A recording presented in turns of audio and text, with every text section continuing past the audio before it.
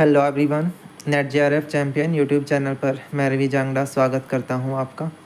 स्वागत है आपका आज के इस यूट्यूब सेशन में। और आज जो हमारी क्लास है, ये क्लास हमारी लीगल एस्पेक्ट को लेकर है। लीगल एस्पेक्ट के कुछ बहुत ही बेहतरीन इम्पॉर्टेंट क्वेश्चन हैं जो यहाँ पर आपको मिलने वाले हैं और एक मॉक टेस्ट की तरह आप इसे देखेंगे। ठीक है, तो आपकी स्क्रीन पर पहला क्वेश्चन है कि ए माइनर है जिसने लोन लिया 10,000 का from B during his minority. On attaining majority he apply to B for further loan of 10,000 and B give this loan and obtain from A a combined promissory note of 20,000 for two loan. This will be taken as. तो इस contract को हम क्या बोलेंगे? New contract, illegal agreement, void, voidable. देखो, अगर हम सिर्फ इतना इसमें कहें कि भी एक माइनर है और उसने लोन लिया है और माइनॉरिटी में है वो, तब तो ये कॉन्ट्रैक्ट वैलिड नहीं होता। लेकिन अब अगर वो मेजर हो गया है और उसने लोन दोबारा लिया है ना, और प्रॉमिसरी नोट लिख कर दे दिया है, तो अब ये कॉन्ट्रैक्ट सही हो जाएगा, है ना। तो यानी अब कॉन्ट्रैक्ट जो पुराना था वो तो अब एग्जिस्ट में नहीं होगा, नया कॉन्ट्रैक्ट बनेगा। तो इसलिए इसका आंसर होगा न्यू कॉन्ट्रैक्ट। फिर उसके बाद है a principle which entitle the promiser of to get compensation for the work done. कि भाई कौन सा प्रिंसिपल है जो ये कहता है कि प्रॉमिसर को अपना कंपनसेशन देना होगा जो उसने काम किया है। तो ये प्रिंसिपल हमारा कौन सा होगा? Quantum Marriott. ठीक है, ये टर्म आपके लिए काफ़ी इंपॉर्टेंट है। यूजीसी नेट के अंदर और एचपीएससी के अंदर, आरपीएससी के अंदर ये टर्म बहुत ही बार पूछी गई है।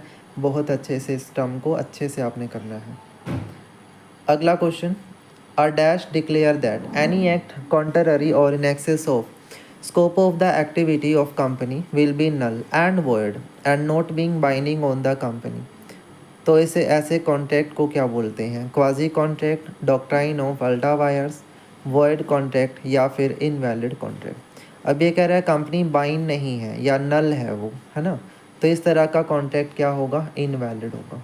ठीक, next question, when the consent to an agreement obtained by coercion, the agreement is voidable at the option of।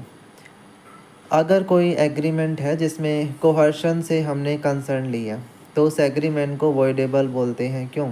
Either party to the contract, a party who obtain the consent, a party whose consent was to obtain, and stranger to the contract. बताइए क्या answer होगा?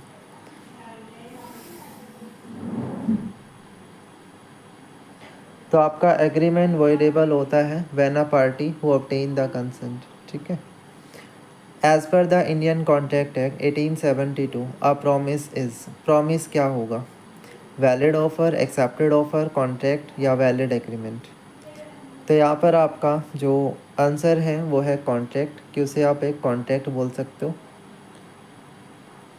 Next,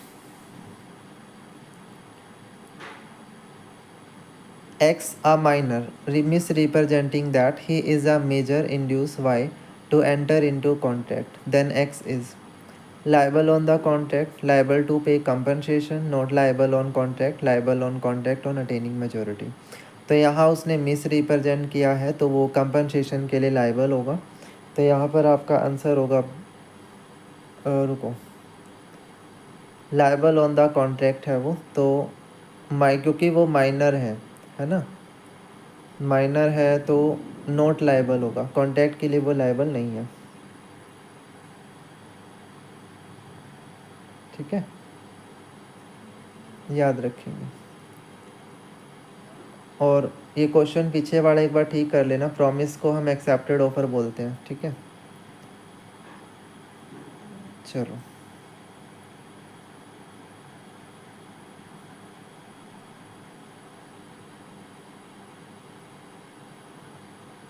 ये जो answer की है एक बार इसको देख लेना भाई। ठीक है,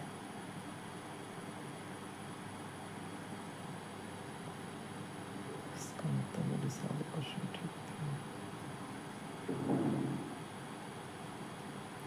A contract which is enforceable at the will of agreed party which is known as void contract, illegal, voidable या void। तो इसे voidable कहेंगे। ठीक है, अ कॉन्टेक्ट टू डू और not to do something on happening of an event, तो इसे हम क्या बोलते हैं? कंटिजेंट कॉन्टेक्ट बोलते हैं। Generally an agreement without a consideration is, तो वो आपका वर्ड होता है। Any concern which is obtain by threatening to commit suicide is influenced by, तो उसे हम वैलिड कोहर्शन कहते हैं। ठीक है। Accepting the lesser performance under a contract which is known as, तो इसे हम रेमिशन कहते हैं। And which of the following is not type of symbolic model, तो इनमें से फिजिकल मॉडल आपका सिम्बॉलिक मॉडल नहीं है। And last and final question कि under the article 275 Indian constitution which of the following have a right to recommend grant in aid to the state, तो उसे हम मिनिस्ट्री ऑफ फाइनेंस कहते हैं। ठीक है। तो ये आपके 10-12 क्वेश्चन हैं। एक बार इनके सभी के आप आंसर देख लेंगे, मैंने मार्क किए हुए हैं, तो आप बताएंगे कि आपका कितने मार्क्स इसमें स्कोर हुआ है आज के इस टेस्ट में। ठीक है। छोटा सा वीडियो इसलिए रखा जाता है ताकि ज़्यादा आपको देखना ना पड़े और कम टाइम में क्वेश्चन भी ज़्यादा कवर हो जाए, है ना। चलिए, तो इसी के साथ सेशन एंड करते हैं। Thank you so much.